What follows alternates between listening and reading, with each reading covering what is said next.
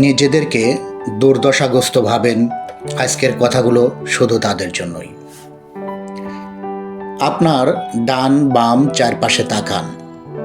আপনি কি দুর্দশাগ্রস্ত ও হতভাগাদের দেখতে পান না? প্রতিটি ঘরেই সুখ আছে, বিরহ আছে, কষ্ট আছে। প্রতিটি গাল বেয়ে চোখের পানি ঝরছে। কতই না মুসিবত আর কতই না ধৈর্যশীল লোকজন। আপনি একাই শুধু সমস্যাগ্রস্ত নন। অন্য সাথে তুলনা করে দেখলে আপনার সমস্যা নেহায়েত কম বলেই মনে হবে। আপনি কল্পনা করুন হাসপাতালে থাকা ব্যক্তিদের, যারা কত রোগশয্যায় অবর্ণনীয় যন্ত্রণা ভোগ করছে। কত লোক প্রতিদিন আসছে পা হারিয়ে, চোখ হারিয়ে, দুর্ঘটনার কত যন্ত্রণা নিয়ে।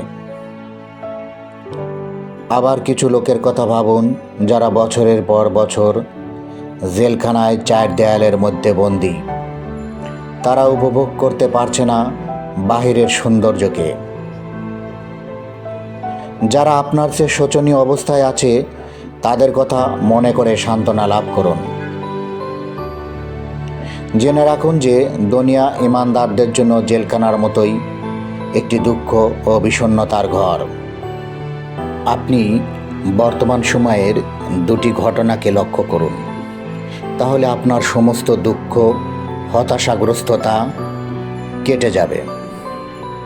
যার একটি হলো ফিলিস্তিনিদের, যাদের সুউচ্চ প্রাসাদ ছিল, যাদের সুখের জীবন ছিল, সন্তান ছিল, স্বামী ছিল, ভাই ছিল, বাবা ছিল, মা ছিল, অথচ তাদের সবাইকে হত্যার শিকার হতে হয়েছে।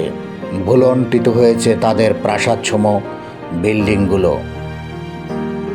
কেউ বা তাদের সন্তানকে হারিয়েছে, কেউ বা হারিয়েছে স্বামীকে, কেউ বা স্ত্রীকে, কেউ বা আদরের বোনকে, কেউ বা মা বাবাকে। ফিলিস্তিনের বর্তমান অবস্থা দেখলেই আপনার চোখে পানি এসে যাবে। আপনার দুঃখকে দুঃখ মনেই হবে না।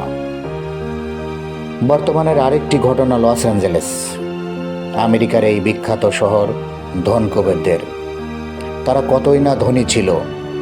এখন লক্ষ্য করুন, তারা এখন আপনার চেয়েও দুর্দশাগ্রস্ত, হতাশাগ্রস্ত, ভিখারি সম। কতই না কষ্টদায়ক অবস্থা তাদের মাঝে লক্ষ্য করা যাচ্ছে। নবী জাকারিয়া আলাইহিস সালামকে হত্যা করা হয়েছিল। নবী মুসা আলাইহিস সালামকে ভীষণ জ্বালাতন করা হয়েছিল। নবী ইব্রাহিম আলাইহিস সালামকে আগুনে নিক্ষেপ করা হয়েছিল। এবং সকল হক ইমামগণও একইভাবে অত্যাচারিত হয়েছিলেন।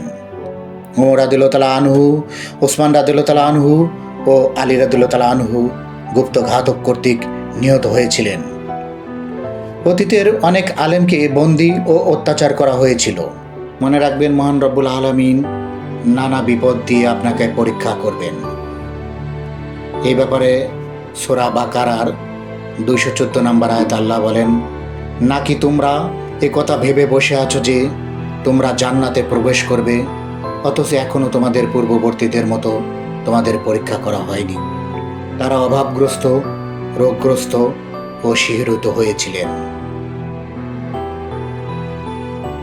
অতএব বন্ধুরা, হতাশ হবেন না। আপনি আপনার চেষ্টা চালিয়ে যান। নিশ্চয়ই আল্লাহ আপনার এই দুর্দশাগ্রস্ত অবস্থা থেকে মুক্তি দিবেন।